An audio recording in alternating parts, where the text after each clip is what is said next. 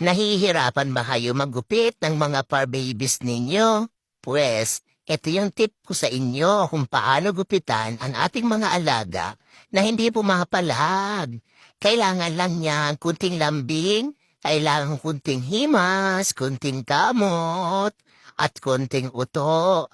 Yun ang pinaka-importante doon. Pinaka-importante doon yung kunting uto at sabay kiss. Ganon.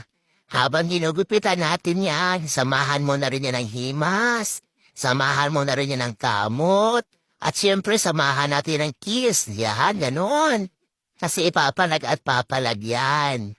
Ngayon, para hindi pumalahag ang mga alaga natin, gawan nyo na lang ng paraan yan para mapabilis at mapadali ang paggugupit nyo ng kuko. O, di ba nakatapos na ako ng isa na walang ka-problema-problema? Oh, kunting yan. Kunting uto. Kunting uto, kunting lambing. At siyempre, kunting bola-bola.